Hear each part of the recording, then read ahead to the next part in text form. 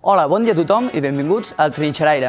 Em presento, em dic Naum i juntament amb el meu company Marc, que serà darrere de les càmeres, us portarem a visitar diferents pobles de Catalunya, coneixerem la seva història, la seva gent i tastarem alguns dels seus plats i productes típics.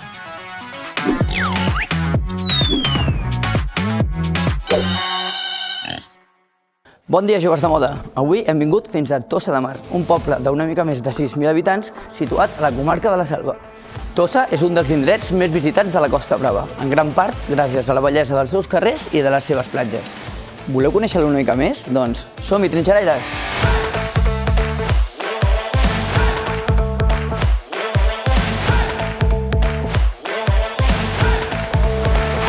El castell de Tossa de Mar és una de les joies històriques més importants de la Costa Brava, ja que és l'únic exemple de població medieval fortificada que es conserva a la costa catalana. La seva història es remunta al segle XII, durant el regnat d'Albert I, que la va construir amb la idea original de protegir el poble dels constants atacs pirates. La Vila Vella es troba dins d'un magnífic recinte emmurallat, el qual es manté en perfecte estat. La muralla compta amb 3 torres circulars, que són la Torre d'en Jonàs, la Torre de les Hores i la Torre d'Escudolà. El 1285, la vila va ser atacada i incendiada pels francesos, els quals van destrossar gran part de la muralla i de l'església de Sant Vicenç. I un segle més tard es va construir un temple gòtic on anteriorment hi havia hagut l'església de Sant Vicenç. Com podeu veure, actualment l'església té un aspecte força ruïnós, ja que durant el segle XIX els francesos que hi emmagatzevaven la pólvora la van volar accidentalment. Perdó. El far de Tossa es va construir el 1917 i es troba a 60 metres sobre el nivell del mar, just damunt de les antigues ruïnes del castell. Qualificat com a bé d'interès cultural, el far acull el centre d'interpretació de fars del Mediterrani.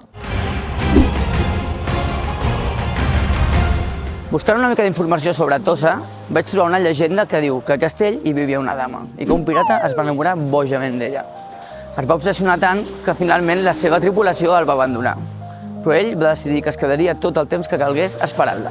Tant el pirata com el seu vaixell es van anar consumint i fent-se malbé, fins al punt que ell va decidir enfonsar-lo davant de la platja. El vaixell va quedar cap avall i amb la quilla en l'aire. A través d'un encanteri, la quilla va convertir-se en una gran roca, que és la que avui es pot veure entre la mar petita i la platja gran, símbol d'un amor insubornable.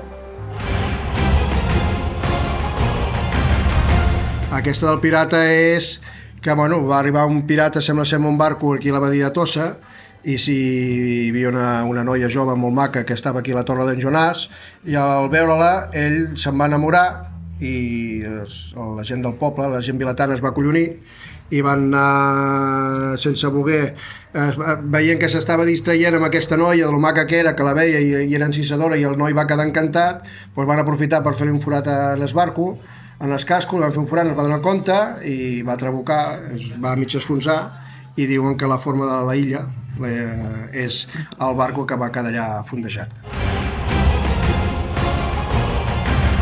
Un pirata va enfonsar el vaixell davant, que és la pedra aquesta que hi ha aquí davant. Bona tarda, Gisela. Bona tarda. Gisela, si tu haguessis de triar 3 llocs per visitar sí o sí de Tossa de Mar, què diries? 3 llocs de Tossa de Mar. 3 monuments, 3 coses que dius, si marxes d'aquí sense veure això, malament. Clar, evidentment, Vilavella, que el tens aquí mateix.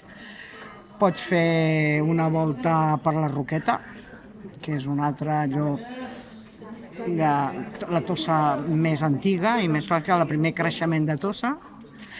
I després, doncs, tot l'entorn natural que té Tossa, amb els camins de ronda, fer un seguiment, és molt bonic i, no sé, molt adequat per visitar, perquè vas tenint unes vistes contínuament fenomenals.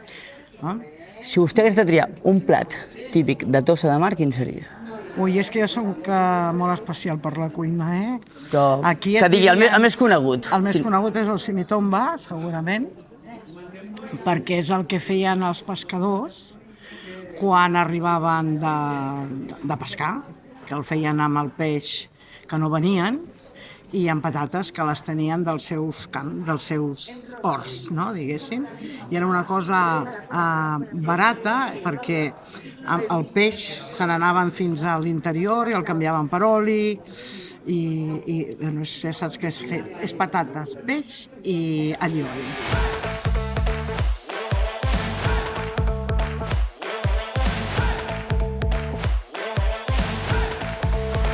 Ens trobem davant del restaurant Bahia. Fundat el 1954 per l'Agustí i la Camila, és un dels millors llocs on està el Simi Tomba.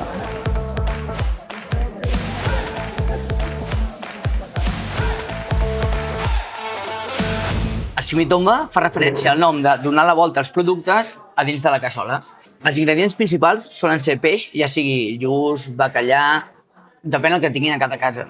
Tot això va acompanyat d'una salsa feta amb verdures, patata i un suquet de peix. És un plat ple de sabor que reflexa la tradició marinera del poble. I a Tossa de Mar és considerat tot un emblema gastronòmic.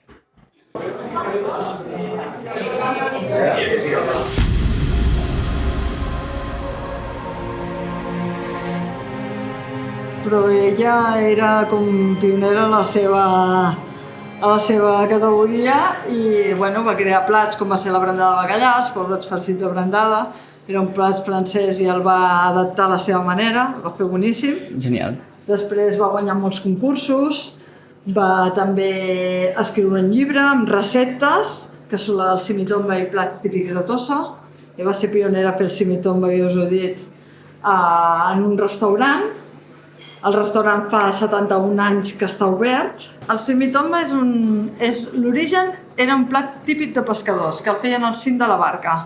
I era amb un suquet de peix amb un aioli negat, molt suau, patata i ceba, i el feien a tot tipus de peix que no podien vendre. Però ella el va adaptar per menjar en un restaurant. Clar, per menjar en un restaurant no és el mateix que menjar en una barca o a marc. Correcte. El tens que menjar més finament, en coberts. I el peix que feien servir ells era un peix amb molta espina. I va dir, jo faré simitomba de ric, ja que venen a pagar-lo, doncs jo faré simitomba de ric. I va fer amb rap i lluç, amb rapet en gambetes com fem aquí, o amb bacallà, que abans també es feia. Hola, bon dia, què ven vostè? Ven peix? Què ven?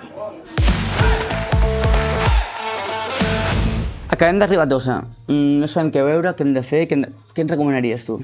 Què us recomanaria? Bé, a veure. Llocs que diguis, aquí això no t'ho pots perdre de cap de les maneres. Sense cap dubte, a mi que m'agrada molt la natura, jo aniria a fer el camí de ronda, tant de nord com de sud.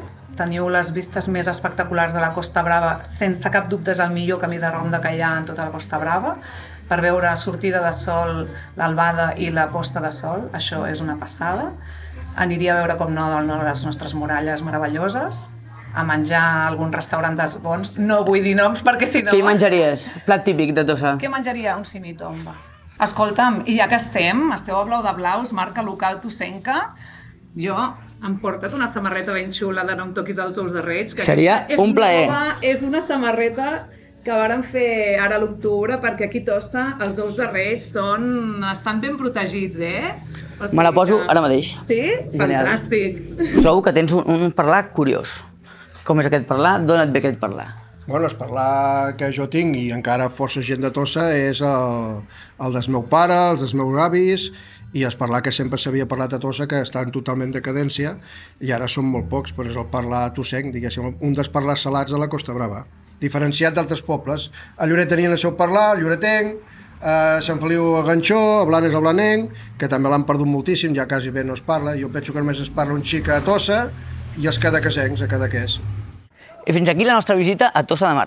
Ha estat un dia molt agradable on hem pogut disfrutar d'un entorn fantàstic i ens hem posat com porquets menjant el simitomba. Especial agraïments a la botiga Blau de Blaus, que ens ha regalat aquesta samarreta tan xula, i al restaurant Bahia, que també ens ha donat aquest llibre de la cuina de la Camila. Ens acomiadem, però no sense abans demanar-vos, si us plau, que us subscriviu al nostre canal de YouTube i Instagram, cliqueu m'agrada i toqueu la campaneta. Amb això ens ajudareu molt amb l'algoritme i a promocionar el contingut en català. Moltes gràcies i fins un altre Trinxeraires.